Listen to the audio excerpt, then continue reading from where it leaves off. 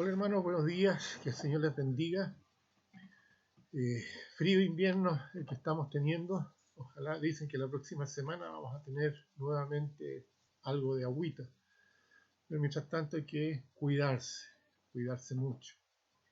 Espero que esta semana haya sido una bonita semana para ustedes, que los que están enfermos se estén recuperando y seguir orando los unos por los otros. Y antes que se me olvide, les voy a pedir que el día 24 y 25 de este mes va a haber una cadena de oración por Chile. Que el Señor muestre su misericordia para nuestro país y que, bueno, Él sabe darnos el deseo de nuestro corazón y creo que el deseo de todos nosotros poder comenzar a vivir una vida más normal. Así que tener eso en mente en nuestras oraciones. Acuérdense, el 24 y el 25 mucha gente va a estar orando por esta petición. Antes de comenzar con la próxima sección aquí del libro de Hechos, vamos a tener un momento de oración. Les pido que inclinen sus rostros, cerremos los ojos. Padre Santo, damos gracias, Señor, por esta nueva mañana. Su palabra dice que nuevas son cada día sus misericordias. Gracias porque pudimos abrir los ojos.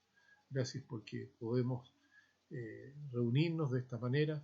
Gracias, Señor, porque sabemos que usted tiene cuidado de nosotros. Padre amado, le pido que usted bendiga esta escuela dominical, que podamos sacar provecho de ella e ir aprendiendo poco a poco un poco más acerca de su voluntad para nuestras vidas. Porque en nombre de Cristo lo pedimos. Amén.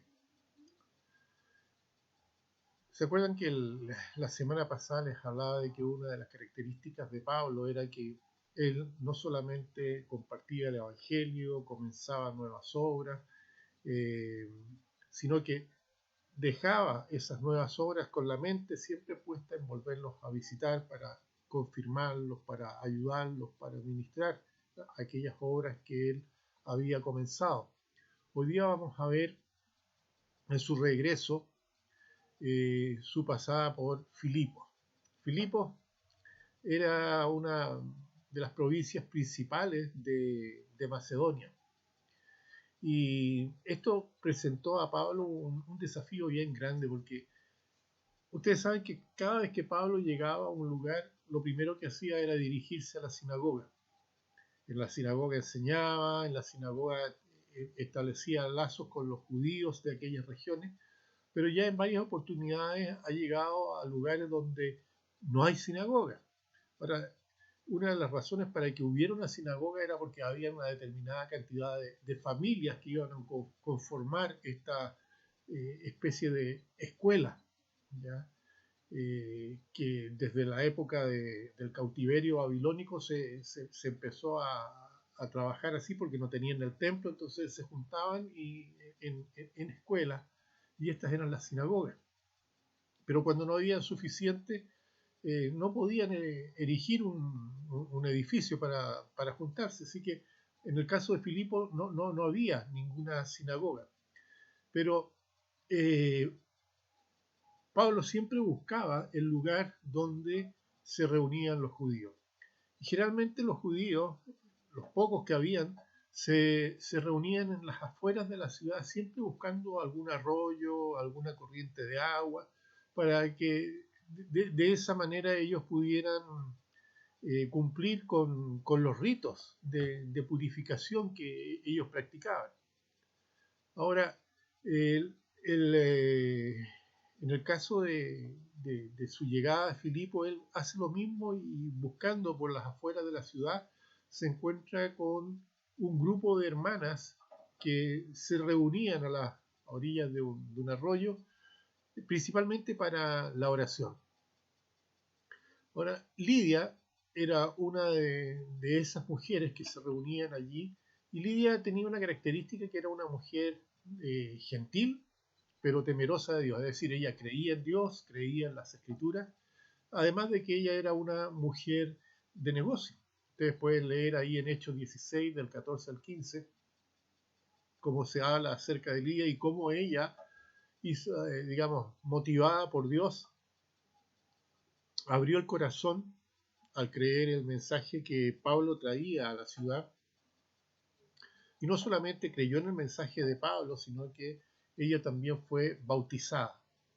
Y como producto de todo esto, de su encuentro con Pablo, de haber creído este mensaje de salvación, de haber entendido las escrituras con respecto a la salvación, ella se bautiza en obediencia e inmediatamente acoge en su casa a Pablo y a su equipo ministerial.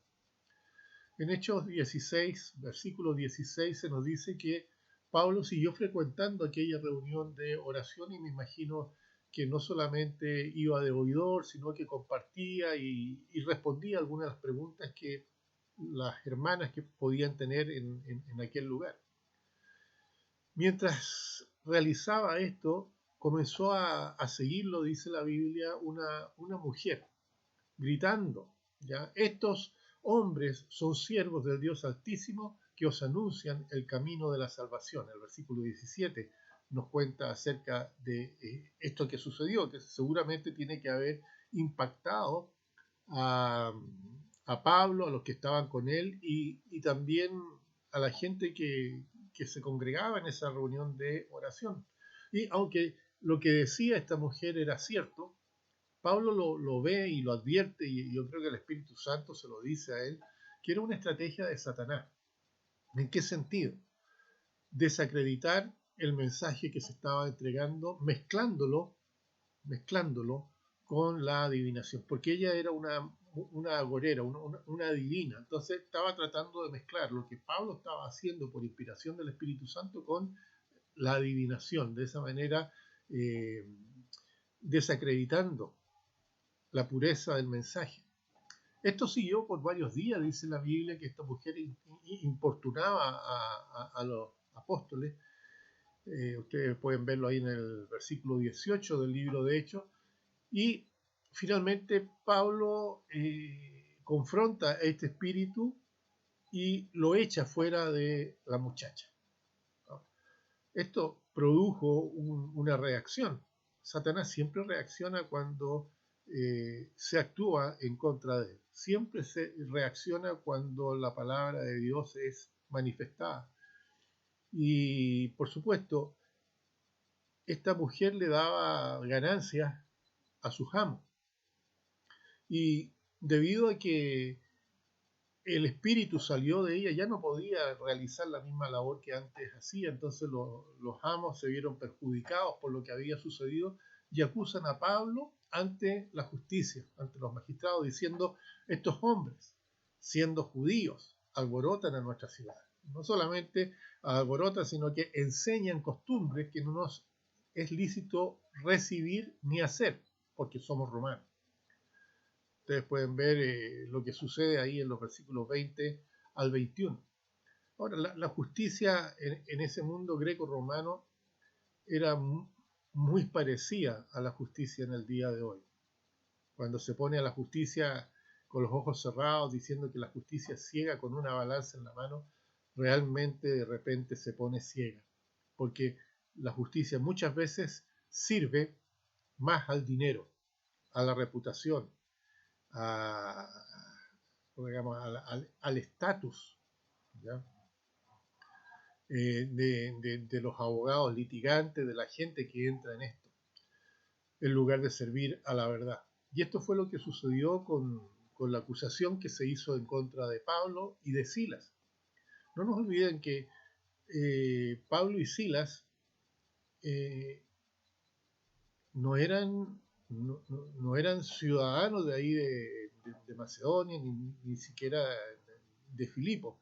Y los que estaban acusándolo eran gente que tenía mucha influencia, gente de mucho dinero, dueño de este esclavo. Entonces, la justicia sirvió más bien al dinero, a la influencia de estos hombres, al punto de que ni siquiera se le permitió a Pablo y a Silas defenderse, sino que los toman, los azotan con varas, y no solamente los azotan, sino que los vejan, ya los torturan, los encierran en el calabozo más profundo y los ponen en el cepo. Ahora, Toda esa tortura sin duda llevó al límite a Pablo y a Silas, pero aún estando en esa situación, a punto de desmayar, lo que los mantuvo en pie fue la oración y la alabanza.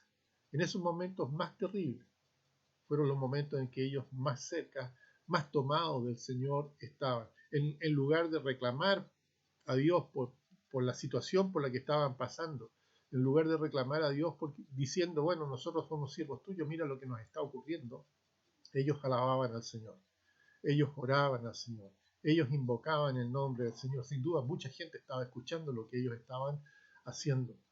Y mientras ellos están alabando al Señor, dice la Biblia que ocurre un terremoto que suelta las cadenas de los presos y sin duda debe haber botado las murallas, al punto de que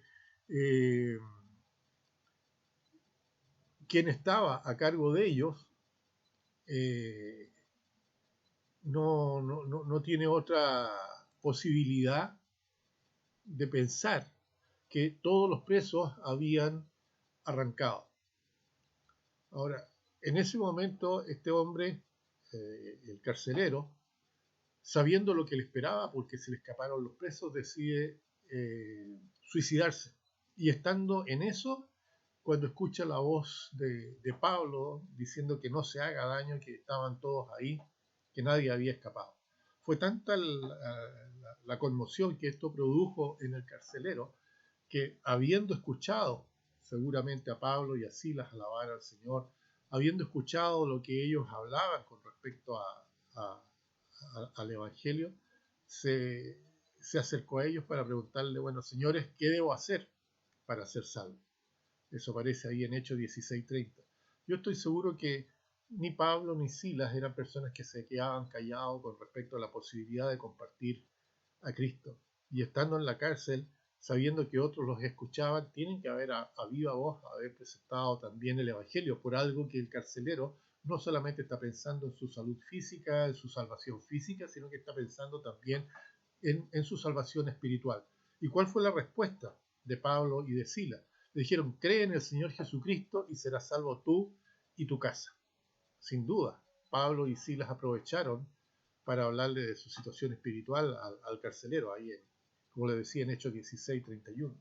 Ahora es importante entender, y yo creo que todos nosotros entendemos, que esa respuesta en ningún caso implicaba que por el hecho de que el carcelero fuera a creer, automáticamente el resto de la familia del carcelero sería el salvo, sino que la idea es la siguiente: siempre existe mayor posibilidad que cuando una persona acepta a Cristo como Señor y Salvador, la familia, el entorno, los cercanos de esa persona tienen más probabilidades de ver el cambio ocasionado en la persona y escuchar el testimonio verbal de esa persona. Están expuestos también ellos al Evangelio. De esa manera existe más posibilidades de que su entorno llegue a conocer a Cristo. Por eso le dicen, cree tú y serás salvo tú y tu casa. La salvación, no se olviden, es siempre algo personal, individual, ¿ya? Ahora, el versículo 31 y 32 que hablan acerca de esto muestran también de que una vez que el carcelero creyó en el Señor, curó las heridas de Pablo y de Silas y los llevó a su casa, y ahí también hubo la oportunidad de compartir el Evangelio. Esa es la importancia del testimonio. La Biblia siempre recalca vez tras vez lo importante que es compartir el Evangelio. El versículo 37 de Hechos 16 nos muestra que llegó un momento en que se les quiere soltar.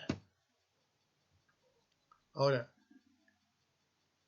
Pablo y Silas dicen que son ciudadanos romanos, o por lo menos Pablo era ciudadano romano.